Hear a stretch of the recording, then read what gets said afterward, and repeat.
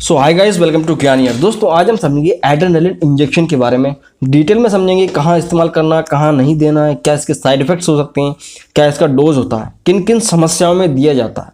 तो सब कुछ देखेंगे, वीडियो को पूरा देखें।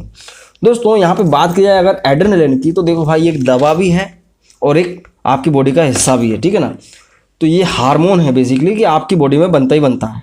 महिला हो पुरुष हो, दोनों की बॉडी में किडनियाँ हैं। किडनी के ऊपर एक ग्लैंड है जिसका नाम है एड्रेनलिन ग्लैंड, जो कि क्या बनाती है, एड्रेनलिन हार्मोन।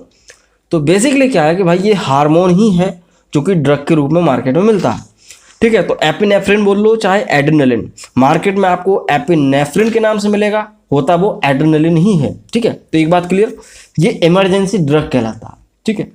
तो क्या होता है कि आपकी बॉडी में कुछ ऐसी प्रक्रियाएं होती हैं जो कि एड्रेनलिन उसको कंट्रोल करता रहता है। कई बार क्या होता है एड्रेनलिन की कमी हो जाती है, तब उसको दिया जा सकता है, या कुछ ऐसी कंडीशंस होती हैं जब उसमें एक्स्ट्रा एड्रेनलिन देना पड़ रहा है, ठीक है। तो ये हार्मोनल ड्रग होता है। तो बेसिकली क्या है कि भाई ये बहुत फास्ट काम करता है और बहुत ही इंपॉर्टेंट भी होता है। मेडिकल प्रोसीजर्स में, मेडिकल इलाज ट्रीटमेंट में ये बहुत ही ज़्यादा इंपॉर्टेंट हो जाता है एड्रेनलिन इंजेक्शन को लगाना। होता क्या है यहाँ पे दोस्तों, इसके यूजेस की बात करेंगे हम पहले कि भाई कहाँ कहाँ इस्तेमाल करना है। एड्रेनलिन इंजेक्शन है एपिनेफ्रिन, कहाँ कहाँ देना।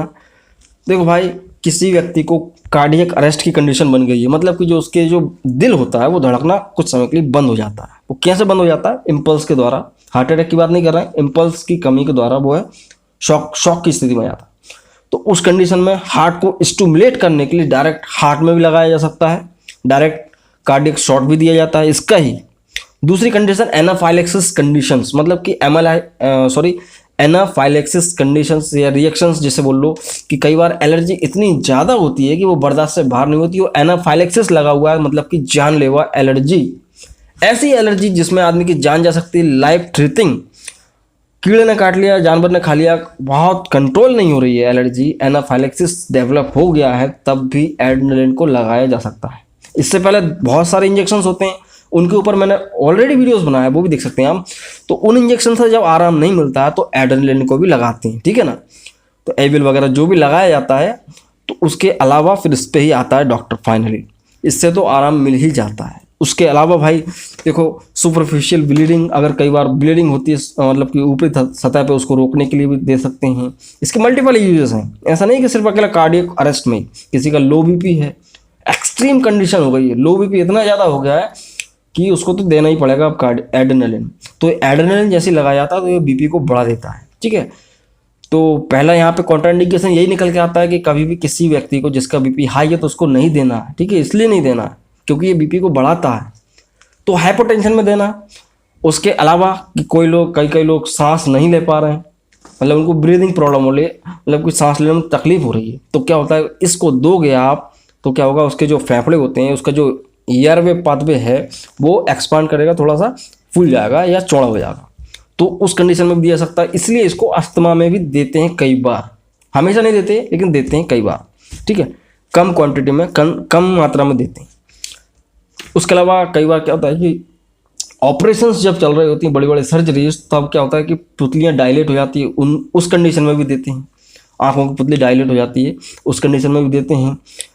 और ड्रग रिएक्शंस, बहुत सारी ऐसी दवाइयाँ होती हैं जो कि आदमी को शूट नहीं कर पाती और उसको काफ़ी रिएक्शंस देखने को मिलती हैं। उन रिएक्शंस से आराम पाने के लिए एड्रेनलिन का इंजेक्शन लगाया जाता है। तो ठीक है, अभी क्या है कि एड्रेनलिन नॉर्मल ही कम हो गया बॉडी में से, एड्रेनलिन कम हो गया, तब भी दिया जाएगा। तो ये इसके कुछ यूजेस होते हैं जो कि इमरजेंसी ही है एक प्रकार से, हमेशा यूज़ नहीं करते कि सुबह शाम लगा रहे हैं, कभी पहुँच जाओ कभी डॉक्टर लगा देगा, ऐसा नहीं होता है। कंडीशंस ऐसी होती हैं जो कंट्रोल से बाहर हो जाए तब एड्रेनलिन का इंजेक्शन लगाते हैं। और अच्छी बात यह है कि बहुत सस्ता मिलता है, ठीक है। 10-12 रुपये का एक इसका एम्पूल आता है, बॉयल भी आता है 30 ml का, वो भी ज़्यादा महंगा नहीं होता है। और बात की जाए इसकी क्वांटिटी की एम्पूल की, तो 1 ml का एम्पूल आता है जिसके अंदर 1 ग्राम एड्रेनलिन होता है। तो इसमें ज़्यादा कोई कन्फ्यूज़न नहीं रहता है कि 1 ml मतलब 1 ग्राम। तो उसका डाइल्यूशन भी मैं आपको बता दूँ, 1:1000 होता है। मतलब कि आपको मतलब ऐसे मान के चलो कि 1 ml में आपको 9 ml पानी मिक्स करना है। इस तरह से इसको डाइल्यूशन करा जाता है, मतलब उसको थोड़ा डिजोल्व करना होता है पानी वगैरह में, NS में, सॉरी। तो डाइल्यूशन मैंने आपको बताया 1:1000 होता है। तो ठीक है, ये तो होगा इसके कुछ यूजेस और मार्केट की कीमत।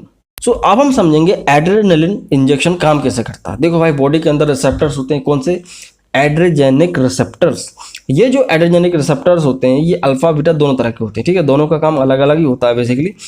तो इसमें क्या, दोनों ही रिसेप्टर्स पे जाके बाइंड होता है, और दोनों रिसेप्टर पे जब जाके बाइंड होता है तो क्या करता है, हार्ट को स्टिमुलेट कर सकता है, जो ब्लड वेसल्स हैं उनको श्रिंक कर देगा, सकरा कर देगा, जो फैली थी इसलिए तो हाइपरटेंशन बढ़ गया, हाइपोटेंशन हो गया, सॉरी, ब्लड प्रेशर कम इसलिए हुआ था क्योंकि ब्लड वेसल्स चौड़ी हो गई थी। अब उनको सकरा करेगा तो ब्लड प्रेशर मेंटेन हो जाएगा। तो ये कुछ काम करता है। उसके अलावा पाथवे जो होते हैं एयरवेज, उनको थोड़ा जो एक्सपांड करता है। तो इस तरह से ये काम करता है, जो बेसिकली हमारी बॉडी में ऑलरेडी है, नेचुरली बन रहा है, आपको पता भी नहीं चलता। कई कंडीशंस में ऐसी होती है नेचुरली बॉडी बनाती है और अपना काम कर जाती है। अगर ये नहीं बन रहा है तभी तो ये बाहर से देना पड़ रहा है ना। तो ठीक है, अब ये हो गया इसका मोड ऑफ एक्शन। समझते हैं इसके कुछ कॉन्ट्रा इंडिकेशंस कि भाई ये किस किस तरह के लोगों को नहीं दिया जाता। देखो भाई, किसी को पार्किंसन की डिजीज़ है, बुढ़ापे में होती है इस बीमारी पार्किंसन, उसमें नहीं दिया जाता। अगर दिया भी जाता है तो बहुत ही ज़्यादा सावधानी पूर्वक दिया जाता है। डायबिटीज़ अगर किसी को नहीं देना, ठीक है, डायबिटीज़ में देते हैं बट उसमें भी बहुत सावधानी पूर्वक ही दिया जाता है। किसी को कॉर्नरी आर्टरी डिजीज़ हो रही हो तो उसमें भी नहीं देना। जो कोलेस्ट्रॉल जमा हो जाता है हार्ट की जो ब्लड वेसल्स होती हैं आर्टरीज में, उसमें नहीं देना है, ठीक है ना। कोलेस्ट्रॉल वाले मरीज को नहीं देना है। उसके अलावा किसी को हार्ट की समस्या है, हार्ट अटैक की, तब नहीं देना, ठीक है। ये हार्ट कार्डियक अरेस्ट में देना। कार्डियक अरेस्ट और हार्ट अटैक में फ़र्क होता है। हार्ट अटैक में क्या होता है कि ब्लड जम जाता है, सॉरी, कोलेस्ट्रॉल जमने की वजह से ब्लड प्रवाह रुक जाता है। इसमें क्या, इम्पल्स गायब हो जाते हैं, इसलिए हार्ट काम करना बंद कर देता है। सो खैर, ये कार्डियक अरेस्ट में देना, हार्ट अटैक में नहीं देना है, ठीक है। और उसके अलावा हाई बीपी में नहीं देना। हाइपरटेंशन का कोई भी व्यक्ति है उसको कभी भी नहीं देना। तो इसके कुछ कॉन्ट्राइंडिकेशंस। बात की जाए कि इसका साइड इफेक्ट क्या हो सकता है अगर किसी को देते हैं। देखो भाई, साइड इफेक्ट नॉर्मल सा है। इमरजेंसी में देना है, हमेशा तो देना नहीं, बट इमरजेंसी देने के बाद आदमी ठीक हो गया है और उसको क्या हो सकता है, कन्फ्यूज़न हो सकता है। कन्फ्यूज़न हो सकता है, एंजाइटी हो सकती है, थोड़ा डिप्रेशन में जा सकता है आदमी और चक्कर आ सकते हैं। इसके अलावा थोड़ा सा क्या है, फड़फड़ा सकता है आदमी। कई बार ऐसा देखा गया है कि आदमी को क्या सूट नहीं हो पाता ये चीज़, तो फड़फड़ाने लगता है। यहाँ पे एक और चीज़ हमने मिस कर दी दोस्तों, वो ये है कि भाई जो भी एम्पूल आता है मार्केट में, ये डॉक्टर के प्रिस्क्रिप्शन पे लिखा जाता है और ये आप घर में इस्तेमाल नहीं कर सकते। इसको लगाने के लिए आपको हॉस्पिटल में रहना पड़ेगा, मेडिकल सुपरविजन जरूरी है क्योंकि ये इमरजेंसी इंजेक्शन, ठीक है। और इसके जो एक एम्पूल होता है उसमें क्या होता है कि एड्रेनलिन बाइटार्ट्रेट होता है। इसका पूरा नाम एड्रेनलिन बाइटार्ट्रेट होता है, ठीक है। तो ये भी याद रखो। बात करें अगर डोजेस की, तो देखो भाई, बच्चों में भी लगता है और बड़ों में भी लगता है। सबकुटेनियस मतलब कि यहाँ पे चमड़ी में भी लगता है ये इंजेक्शन, मसल्स में भी लगता है, कूल्हे में भी लगता है और जो है नस में भी लगता है, आईवी इंट्रावीनस भी लगता है। डिपेंड करता है किस कंडीशन में आपको कैसा देना है, ठीक है। तो जो मैंने आपको बताया था अस्थमा वगैरह, ये सब इन चीज़ों में अलग अलग इसके यूजेस होते हैं, अलग अलग रूट होता है। अगर किसी को बहुत ज़्यादा इमरजेंसी तो उसमें आईवी ही लगता है, आईवी ही लगता है डाइल्यूट करके। जो मैंने आपको बताया था 1:1000 इंजेक्शन 1 ml ये लेना है। सपोज उदाहरण के लिए मान लेते हैं 1 ml आपने एड्रेनलिन ले लिया तो 9 ml आपको जो NS लेना पड़ेगा, डिस्टिल वाटर लेना पड़ेगा, तब जाके डाइल्यूट होता है। ऐसे नहीं होता है कि जरा सा पानी डाल दो और बहुत सारा एड्रेनलिन, वो बहुत हैवी इंजेक्शन होता है। तो इसका यूजेज अगर बच्चों की बात की जाए, अगर छोटा बच्चा है 6 साल से छोटा है अपन मान लेते हैं, तो उसमें क्या होगा 0.3 मिलीग्राम देना है, मतलब कि 0.3 मिलीग्राम दिया जाता है। और बड़े लोग हैं उनको 0.5 मिलीग्राम मतलब कि 500 माइक्रोग्राम। 0.5 को आप कन्वर्ट करोगे माइक्रोग्राम में तो 500 माइक्रोग्राम निकलेगा। मिलीग्राम नहीं बोल रहे हैं आप, ठीक है, माइक्रोग्राम। तो 500 माइक्रोग्राम आप दे सकते हैं और रिपीट भी कर सकते हैं 15 मिनट के अंदर। हर 15 मिनट में रिपीट किया जा सकता है। अगर कंडीशन कंट्रोल में नहीं आ रही है तो 3 बार 4 बार रिपीट किया जा सकता है, ठीक है। वैसे इतनी नौबत नहीं आती है। तो ये इसका डोज होता है दोस्तों। आईवी लगाओ, इंट्रामस्कुलर लगाओ, सबक्यूटेनियस लगाओ, डिपेंड करता है किस तरह की समस्या है।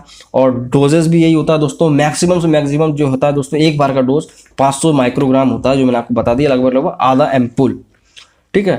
तो ये होता है दोस्तों एड्रेनलिन इंजेक्शन।